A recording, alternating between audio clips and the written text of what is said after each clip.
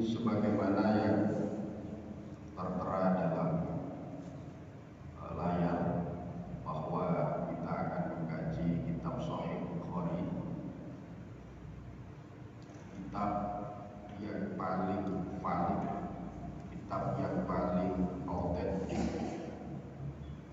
menurut para ulama setelah Al-Quranul Karim. Para ulama mengatakan as-sahhul kutub ba'da kitabillah Sahihul Bukhari wa Muslim. Kitab yang paling sahih, yang paling valid, yang paling autentik setelah Al-Quran itu adalah kitab Sahih Bukhari dan Sahih Muslim. Namun dari keduanya yang paling sahih peringkatnya adalah Al-Bukhari. Di sisi lain Imam Al-Bukhari itu guru dari Imam Muslim. Alhamdulillah, dulu saya mengkhatamkan kitab Sahih Bukhari ini 2 kali selama 4 tahun mungkin ketika saya masih di pesantren. Dan kita punya sanad keilmuan tentang Sahih Bukhari ini atau mata rantai keilmuan yang bersambung kepada penulis kitab Sahih Bukhari, yaitu Al-Imam Abu Abdillah Muhammad bin Ismail Al-Bukhari. Itu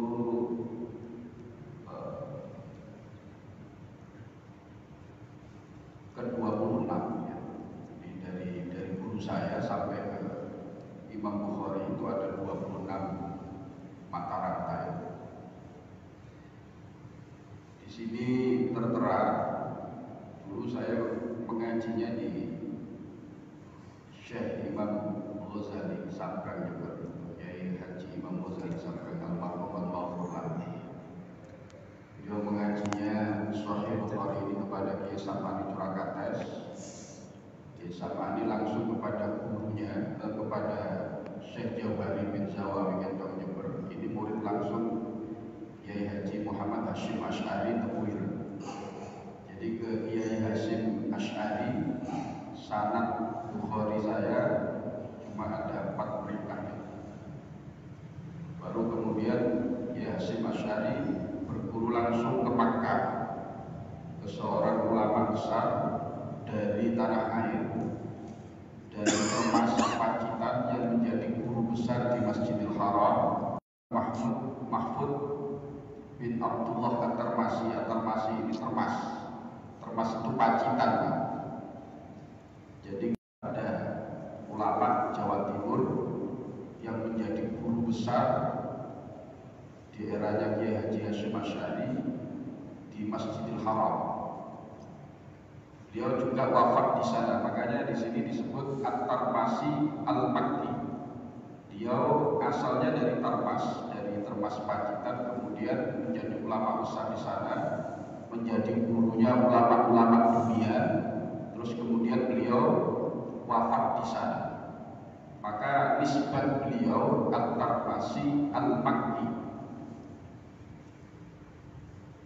Beliau murid langsung dari Syekh Abu Bakar bin Muhammad Syato Al-Makki, pengarang kitab I'anatul Talibin. Terus murid dari Syekh Ahmad Zaini Dahlan, ini banyak karyanya yang menjadi rujukan para ulama-ulama hingga saat ini. Dan kemudian dari kepada Syekh Utsman bin Hasan, Syekh Muhammad bin Ali Asy-Syidwani, Syekh Isa bin Ahmad Al-Barawi, Syekh Ahmad Ad-Dafri, Syekh Salim bin Ahmad Abdullah Al-Basri, Syekh Abdullah bin Salim Al-Basri, Syekh Muhammad Alauddin Al-Babili, Syekh Salim bin Ahmad As-Sanuri, Syekh An-Najm Muhammad bin Ahmad Al-Ghaiti, wa Syekhul Islam Zakaria bin Muhammad Al-Ansari, Syekh Al-Hafidh Ahmad bin Ali bin Hajar Al-Asqalani. Ini pensyarah kitab Bukharinya, Syekh Fathul Bari terkenal syarahnya. Kemudian Syekh Ibrahim bin Ahmad Al-Kufi, Syekh Abdul Abbas bin Ahmad bin Abi Thalib Al-Hajjaj, Syekh Al-Husain Al-Mubarak Az-Zabidi dari Yaman, Syekh Abdul ini ya kurang betul, Abdul Waqt Abdul Awwal bin Isa As-Sajzi, Syekh Abdul Husain Abdul Rahman bin Al-Muzaffar bin Daud Ad-Dudi, salah satu qiraah sab'ah, Syekh Abu Muhammad Abdullah bin Ahmad As-Sarfasi, Abu Abdillah Muhammad bin Yusuf Al-Farbari. Kemudian sampai yang ke-26 inilah penulis kitab Sahih Bukhari, Abu Abdillah Muhammad bin Ismail Al-Bukhari bin Ibrahim bin Mughirah bin Bardisbah. Jadi kajian kita tentang Sahih Bukhari ini, kita punya mata rantai keilmuan ya, bersambung bersanad sampai penulis kitabnya yaitu Syekh Al-Imam Al-Bukhari. Al-Imam Al-Bukhari sanadnya dengan sanadnya kemudian bersambung kepada Rasulullah Shallallahu Alaihi Wasallam. Kita bacakan Al-Fatihah, mudah-mudahan kita mendapatkan keberkahan dari para guru-guru kita hingga Rasulullah Shallallahu Alaihi Wasallam. Lahumul Fatihah.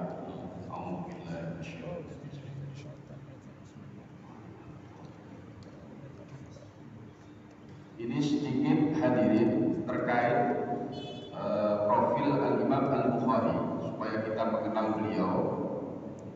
Dengan kita mengenal beliau, tentu kita akan lebih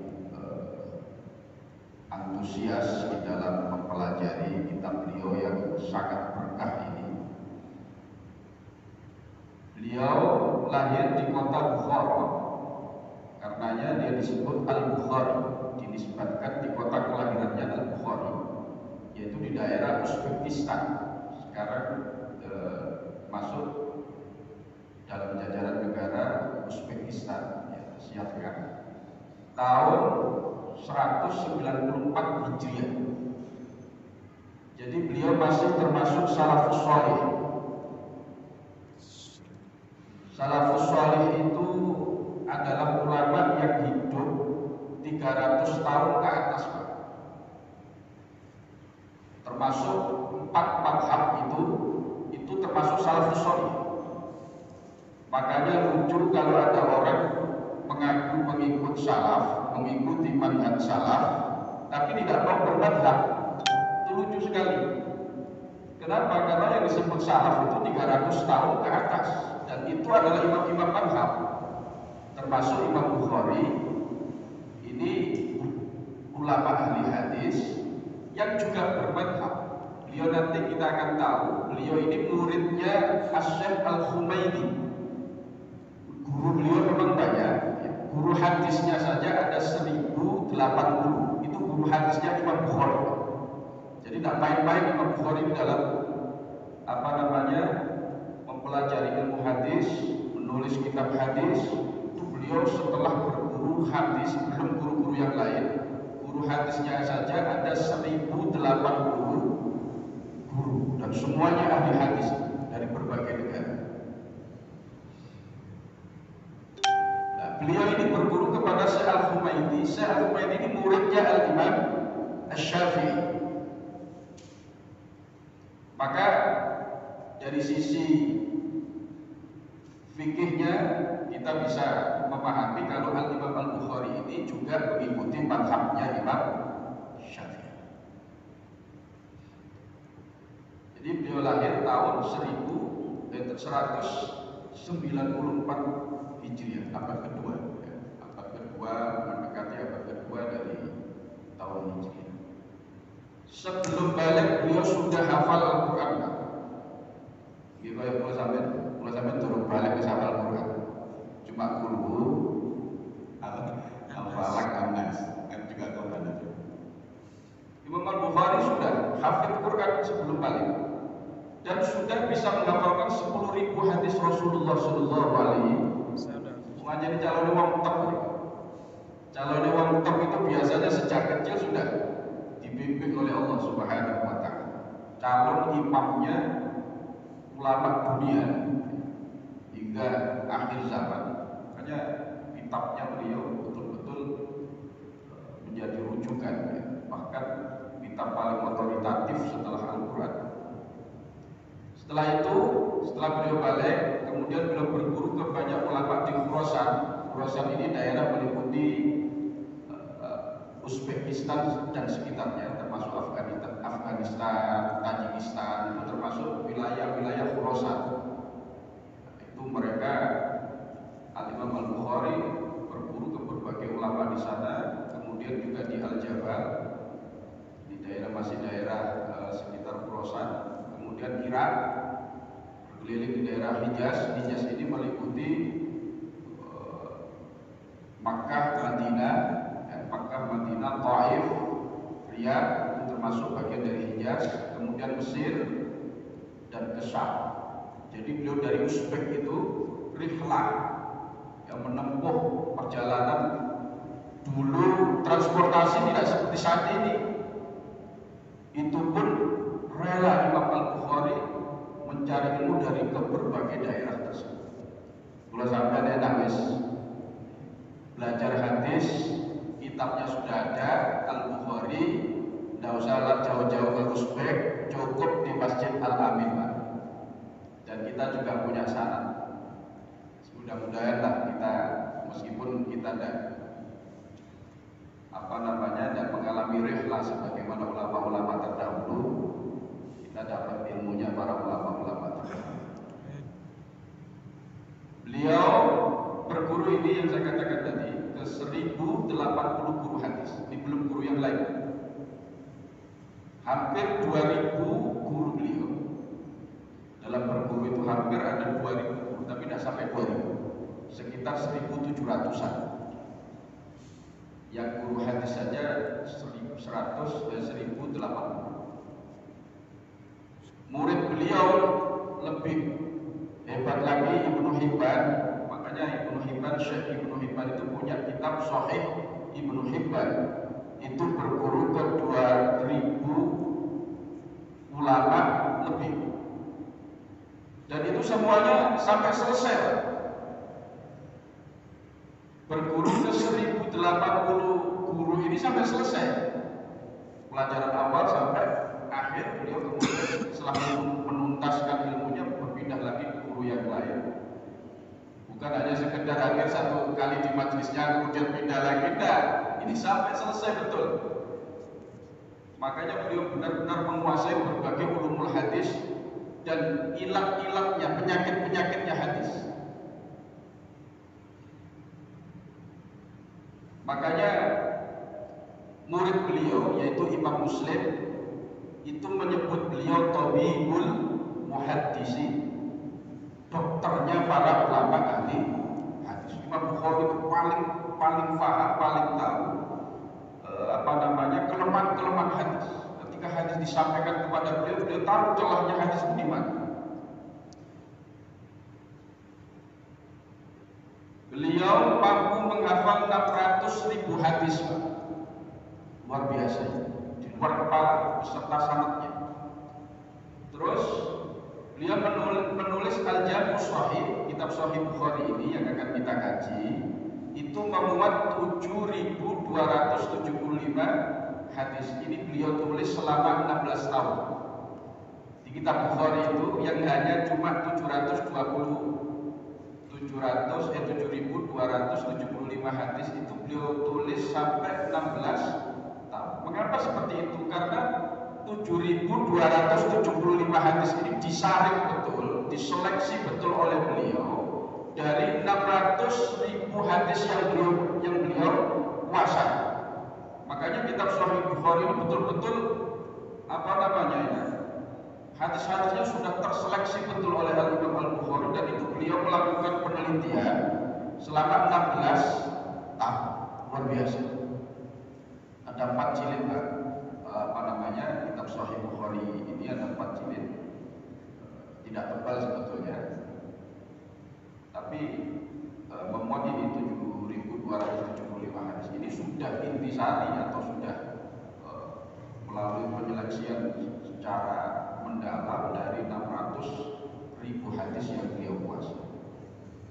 Nah ini uniknya, Pak.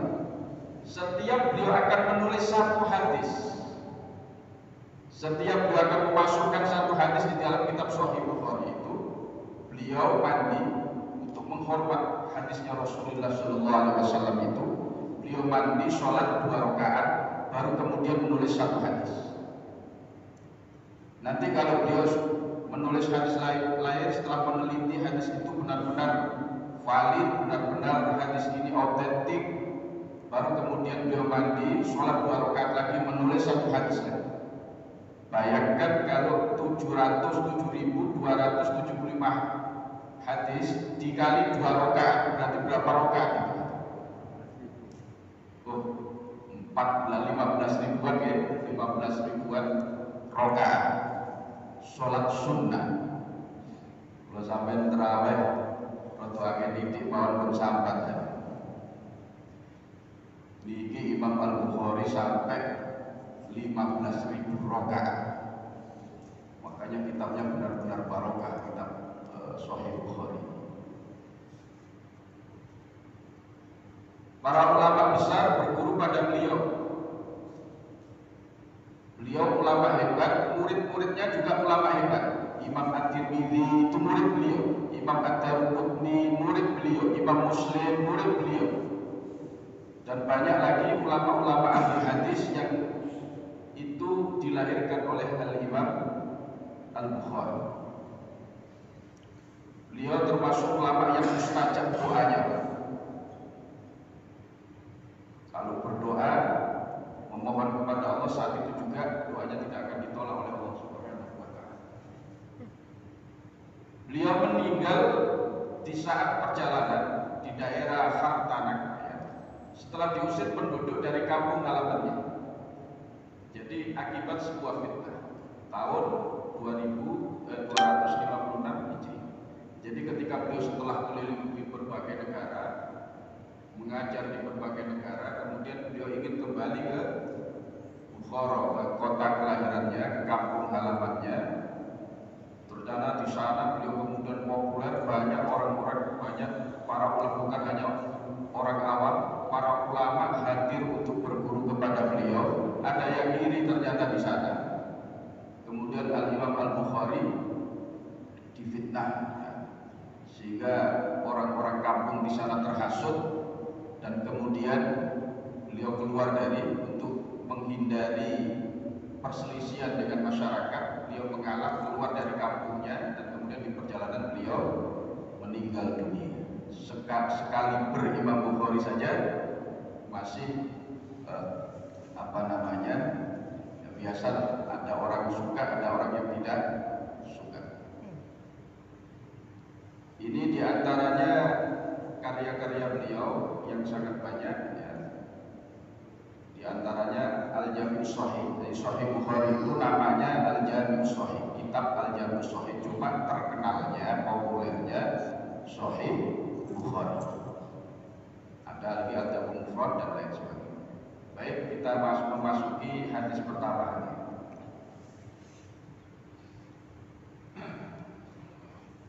Tadi beberapa profil dari Imam Al-Bukhari.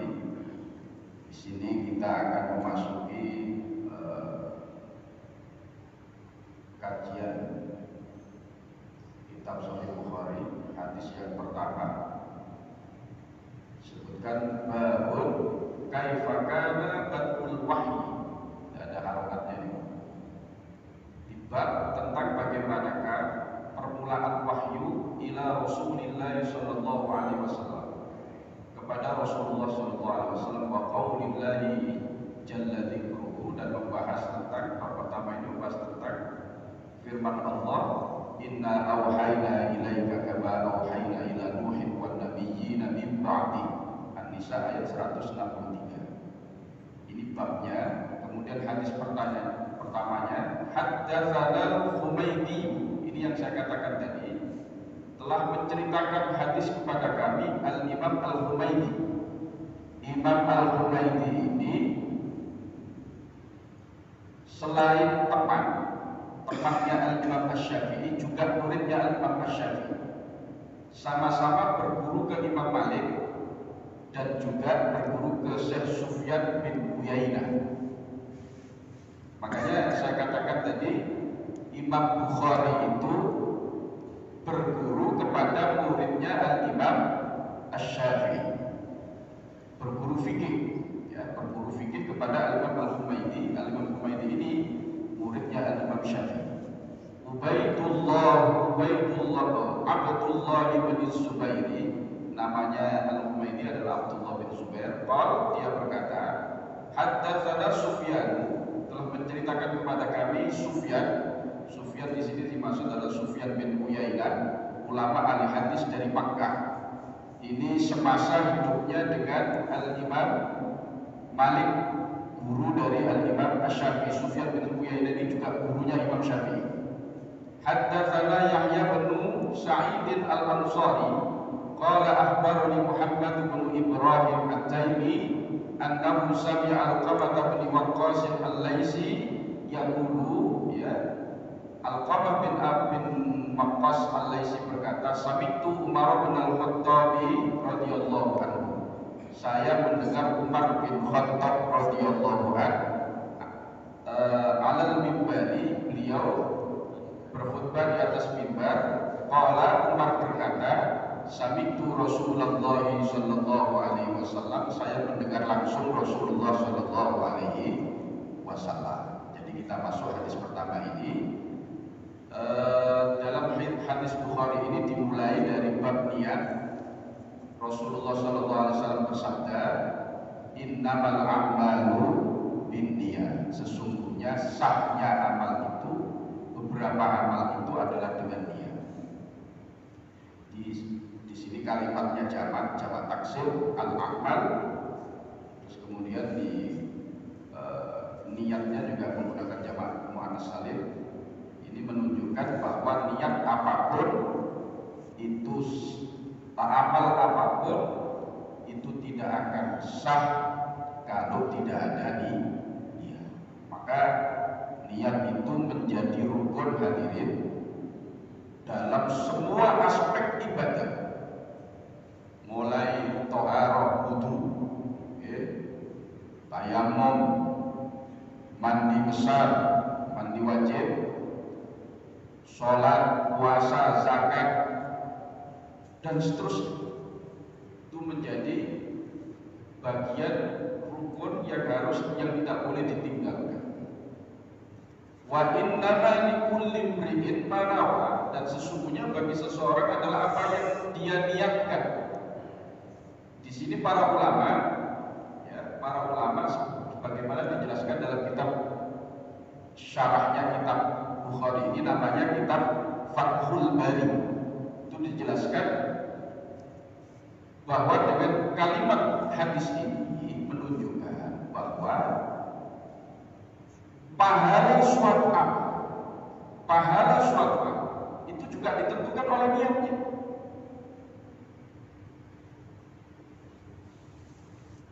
Kalau amal ibadah apapun itu niatnya ikhlas semata-mata karena Allah Subhanahu wa taala, maka dia akan bernilai di sisi Allah Subhanahu wa taala. Tapi kalau niatnya itu tendensinya bukan Allah Subhanahu wa taala, maka tidak ada nilai di sisi Allah Subhanahu wa taala. Apapun amal itu, sebesar apapun, sebanyak apapun, kalau tendensi amal itu, amal dalam konteks baik ibadah ritual maupun sosial, itu tendensinya selain Allah Subhanahu wa taala, maka tidak ada nilai di sisi Allah Subhanahu wa taala. Dalam kajian ini para ulama mengklasifikasikan ikhlas itu ada 3 peringkat. Kalau sampai tidak termasuk dalam 3 peringkat ini, ibadah kita bernilai di sisi Allah dan kita tercatat sebagai mukhlisin, orang yang ikhlas dalam beribadah. Tapi kalau kita tidak ada dalam 3 klasifikasi ini, maka kita bukan termasuk mukhlisin, dan naudzubillah, ibadah kita tidak ada nilai di sisi Allah Subhanahu wa taala. Apa 3 klasifikasi, 3 peringkat itu? pertama tertinggi itu ibadah, atau dari bawah saja, ibadah semata-mata karena takut akan siksaan api neraka. Kenapa Anda takut tahajud? Dosa-dosa saya banyak. Aku gak tahajud, saya takut nanti di akhir hidup saya bertemu Allah, saya mendapatkan siksaan dari Allah. Berbentuk dosa itu sakit. Sampai saya tak lakoni kabeh. Oh, berarti motivasinya karena takut siksa, takut neraka. Oh, ini bagus Pak. Ini sudah termasuk mukhlisin. Cuma levelnya paling bawah. Level agak tinggi, orang yang beribadah, beramal untuk mengejar pahala dan surga. Oh, ini yang kata kalau sampai kita beri. Wah, ganjaran gede, dapat bidadari di surga, macam-macam. Orientasinya itu pahala dan surga. Orientasinya itu masih ciptaan Allah, makhluk Allah, bukan pemilik surga itu. Ini lumayan peringkat kedua. Kita beribadah kalau seperti ini, kita sudah termasuk mukhlisin, cuma peringkatnya peringkat kedua.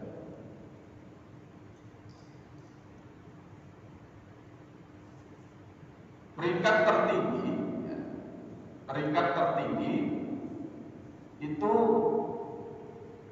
beribadah bukan karena neraka, bukan karena takut neraka, takut dosa, takut siksaan, bukan karena pahala surga, bukan karena mengejar kenikmatan surga, bukan karena pahala akhirat, tetapi ibadah semata-mata untuk pemilik neraka dan pemilik surga. Siapa itu? Allah Subhanahu wa Ta'ala. Jadi tendensinya, tujuannya, niatnya itu semata-mata karena Allah Subhanahu wa Ta'ala.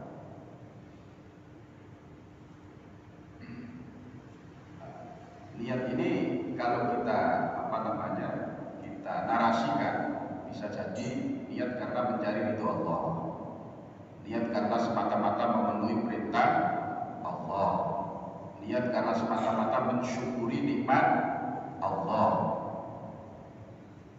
Itu semuanya masuk dalam level pertama ini. Di kula panjenengan ketika mau beribadah, mau beramal, lalu yang tergerak dalam hati kita adalah menginginkan keridhaan Allah. Keridhaan itu disukai, disenangi oleh Allah Subhanahu wa Ta'ala. Itu berarti kita masuk pada level ikhlas yang tertinggi. Seperti yang dilakukan oleh Rasulullah SAW dalam hadis Bukhari, nanti ada juga di bab tertentu. Itu Rasulullah melakukan sholat malam, ya, insya Allah ini kita sudah sering mendengar hadis ini, sampai kaki beliau bengkak. Sayyidah Aisyah heran, istri beliau yang ada di samping beliau, karena Rasulullah begitu lamanya berdiri sehingga kaki beliau bengkak, bukan karena asam urat ya. Nah, kalau sampai ibadah sampai abu sikile, wah ini karena kolesterol ya asam urat. Itu Rasulullah memang betul-betul karena lamanya berdiri sampai kaki beliau bengkak.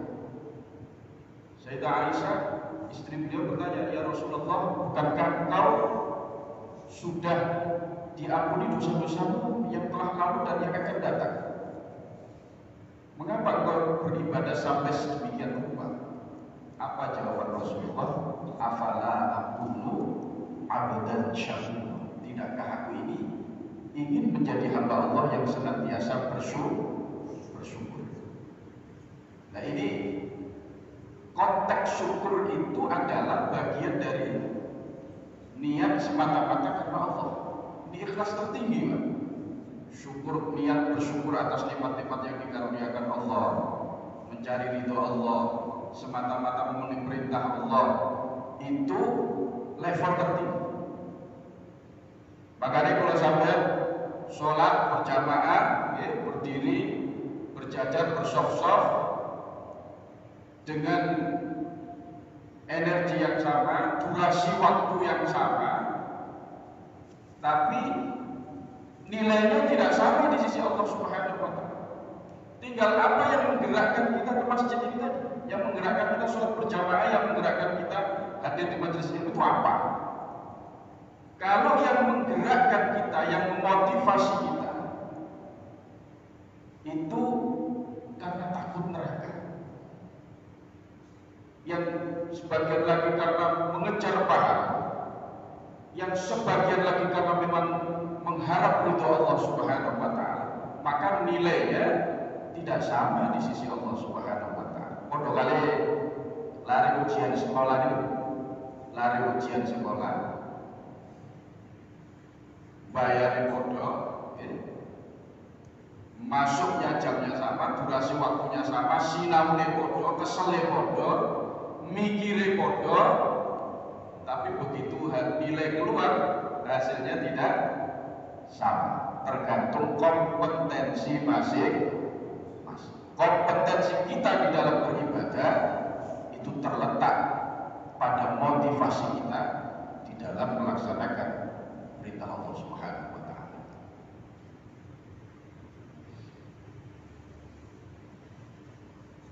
Ada sebuah ungkapan, sebentar lagi nanti kita tanya jawab. Kalau saya habiskan sampai nanti ada tanya jawab. Dalam riwayat Ibnu Abbas diriwayatkan innama yuqtar rajul ala qadri niyati. Seseorang itu mendapat karunia dari Allah tergantung tingkat ketulusan niatnya. Innama yufatur rajul ala qadri niyati. Seseorang itu mendapatkan perlindungan dari Allah tergantung seberapa tulus dia di dalam melakukan satu aktivitas itu karena Allah Subhanahu wa Ta'ala. Semakin kita itu tulus, semakin kita ikhlas di dalam niat kita di dalam beribadah, semakin besar pertolongan Allah Subhanahu wa Ta'ala. Ini mengapa dulu Ashab Badrin, ya, pasukan para sahabat dalam perang Badar jumlahnya lebih sedikit dibanding dengan pasukan kafir, logistiknya lebih sedikit. Bayangkan 10 orang perang Badar, 10 orang pedangnya cuma satu dan gantian itu. Jadi kalau ada musuh datang sebelah sana, pedang dilemparkan ke tempatnya. Nanti musuh sebelah sana dilemparkan lagi. Lu kok iso menang? Musuh 1000 pasukan, logistiknya lebih lengkap. Itu tidak lain karena rahasianya. Innama yufatur rajul ala qadri niyati. Seorang itu mendapatkan proteksi pelindungan dari Allah tergantungnya. Perang Mu'tah lebih fantastis lagi. Perang Mu'tah itu perang pasukan yang dikirim oleh Rasulullah, dipimpin oleh 3 panglima, kemudian gugur dan dipimpin oleh Khalid bin Walid untuk menghadapi pasukan Romawi di Mu'tah, daerah Mu'tah dekat Palestina. Umat Islam cuma berjumlah 3000 personil. Orang-orang kafir berjumlah 200.000. Bayangkan 3000 musuh 200.000. Itu kira-kira 1 banding berapa? 1 banding hampir 70. Satu orang harus menghadapi 70 personil. Tidak masuk akal. Tapi apa yang terjadi? Pasukan kaum muslimin yang gugur cuma 12 orang. Pasukan kafir ratusan orang yang gugur. Dan mereka kemudian mundur, tidak berani menyerang kaum muslimin. Sehingga kaum muslimin pulang dengan kemenangan. 3000 pasukan. Makanya setelah ketika terjadi perang kemudian, perang dialami oleh Rasulullah perang Tabuk. Rasulullah mengirim 30.000 pasukan untuk berhadapan dengan orang-orang Romawi. Orang-orang Romawi tidak berani keluar. Soalnya mereka berpikir dengan 3.000 pasukan saja kita kalah. Apalagi dengan ini 30.000 plus dipimpin Rasulullah sendiri. Kalau yang tadi itu Rasulullah tidak ikut dalam perang Mu'tah. Padahal saat itu ada 2 negara adidaya, yaitu Romawi Timur ya, yang berpusat di Konstantinopel, sekarang jadi Istanbul itu Romawi Timur, kekuasaannya hampir sebagian Jazirah Arab itu masuk dalam kekuasaannya Romawi Timur. Kemudian di sebelah timur ada Persia di Iran, itu 2 negara adidaya. Dan dari 2 negara adidaya ini yang paling kuat Romawi. Sementara kaum muslimin itu masih baru saja muncul peradabannya, sangat diremehkan oleh 2 negara adidaya. Tapi kenyataannya kaum muslimin menang menghadapi 2 negara ini akhirnya runtuh di tangan atau di eranya Sayyidina Umar bin Khattab radhiyallahu anhu. Itu tidak lain karena pasukan-pasukan Islam memiliki ketulusan, keikhlasan yang kuat di dalam hatinya. Rahasia ikhlas itu luar biasa. Jadi kalau diungkapkan rahasia ikhlas itu luar biasa banyak.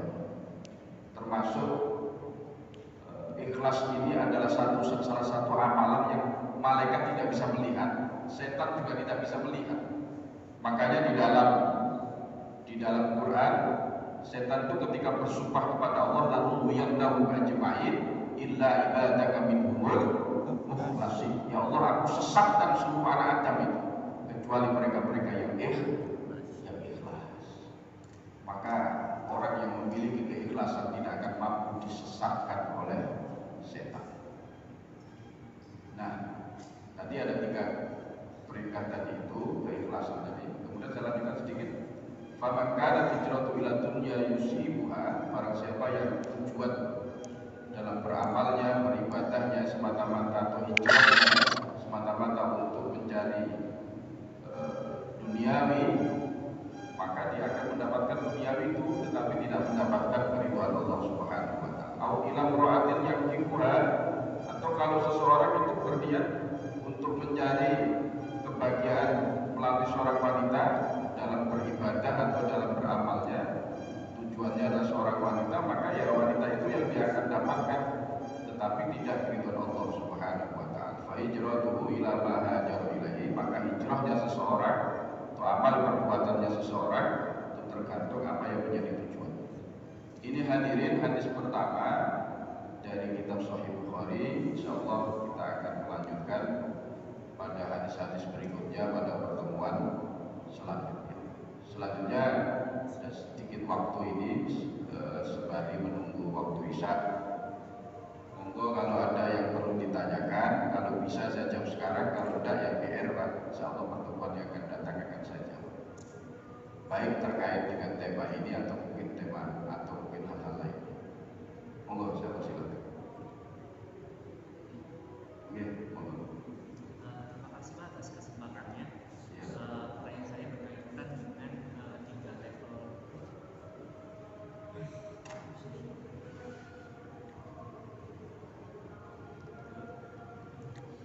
Kopiain nanti saya ketik pakai kopiain.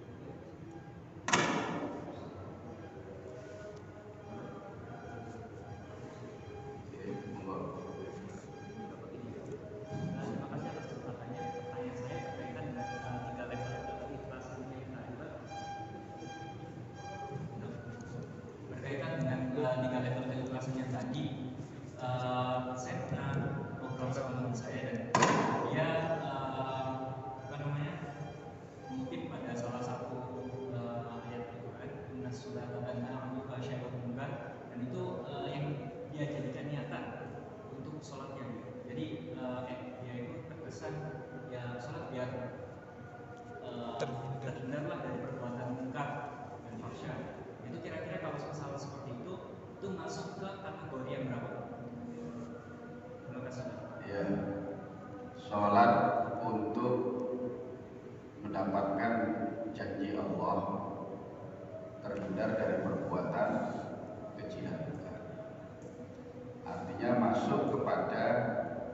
kelompok beribadah dengan tujuan berupa apa yang dijanjikan Allah Subhanahu wa taala.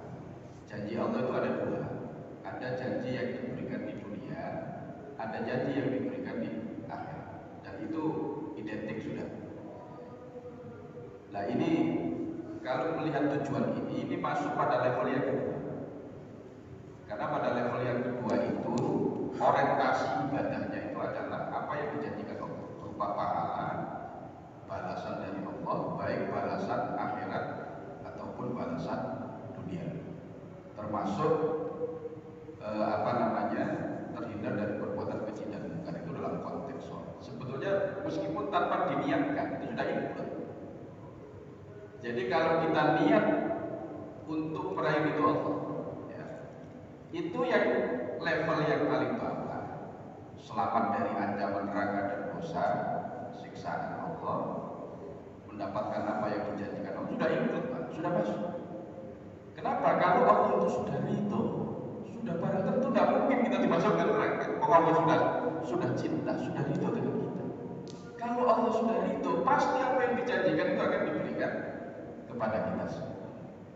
Maka mari kita naikkan level kita dari sekedar ini tadi menghindar dari siksa karena takut ancaman, dan nikmat ibadah karena takut itu tidak nikmat, atau karena ada sesuatu yang dikejar ya, selain Allah, pemberian Allah, maka kita tingkatkan kepada level yang tertinggi semata-mata mendekatkan diri. Mendekatkan diri termasuk level pertama, mendekatkan diri kepada Allah, mengharap keridhaan, kecintaan Allah Subhanahu wa taala.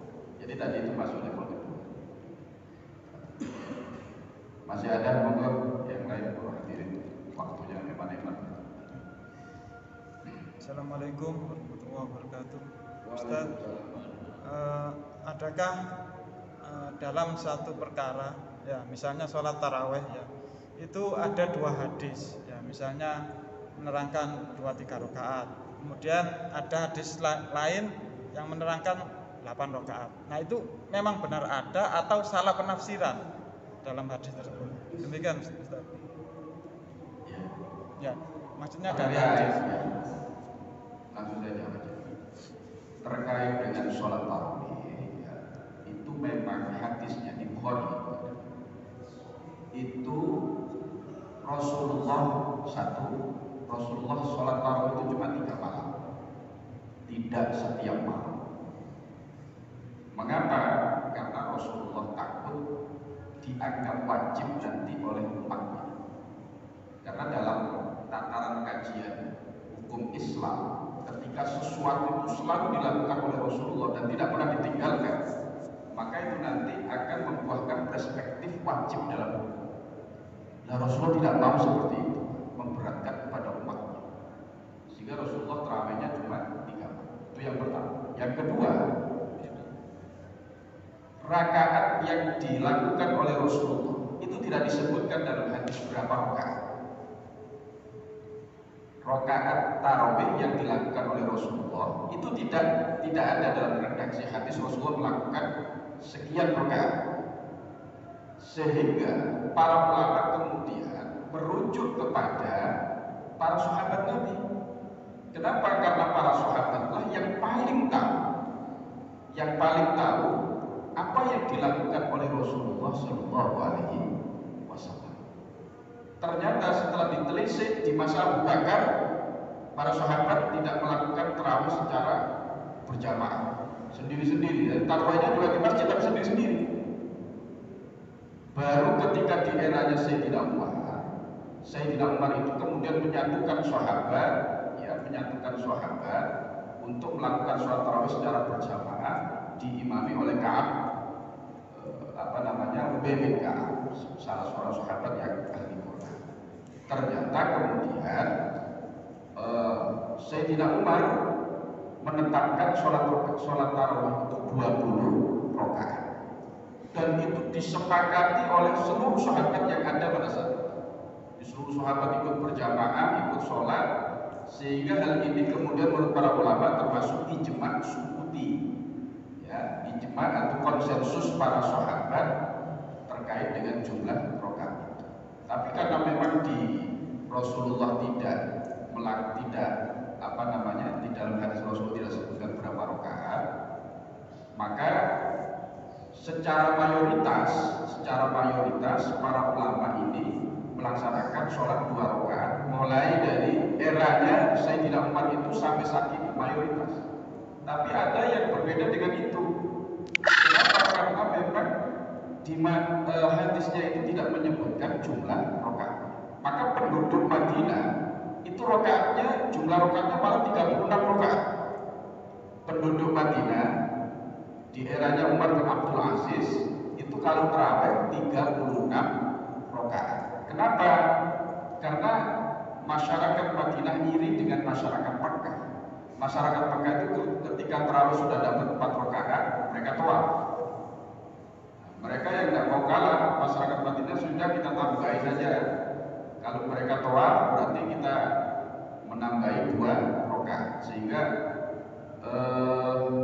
kualitas sholat kita dengan kualitas sholatnya orang-orang Mekah itu sama. Maka pada saat itu penduduk Madinah melakukan sholat tarawih 36 rakaat. Itu karena alasan itu. Nah, sebagian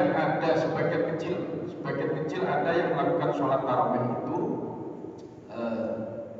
berapa tadi? 11 rakaat. 11 rakaat itu bersama witirnya. 11 rakaat bersama witir.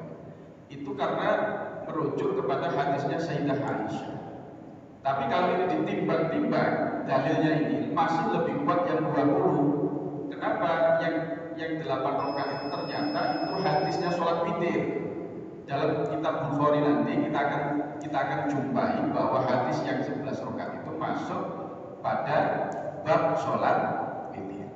Tetapi ulama tidak menyalahkan itu. Kenapa? Karena memang jumlah rakaat dari sholat tarawihnya Rasulullah itu tidak ada ketetapan baku dari Rasulullah. Sehingga para ulama kemudian melihat apa yang dilakukan oleh para sahabat. Karena para sahabat melakukan 20 rakaat, maka para ulama mayoritas cenderung kepada yang 20 rakaat. Jadi kalau mana yang benar sama benarnya. Karena memang tidak ada ketetapan baku dari Rasul. Namun kalau ditimbang-timbang kualitas dalilnya masih lebih kuat yang 20 rakaat. Itu kenapa mayoritas ulama memilih 20 rakaat. Baik di Indonesia maupun di mancanegara, Pak, Mesir, Yaman, Suriah, Makkah, Madinah itu mayoritas 20. Sampun bisa dari sampun. Ya, mari kita tutup. Mudah-mudahan kajian ini manfaat masalah itu ya. Dan kurang lebihnya mohon maaf. Kita tutup dengan doa majelis, ifaratul majelis. Subhanallah wa bihamdihi asyhadu an la ilaha illa anta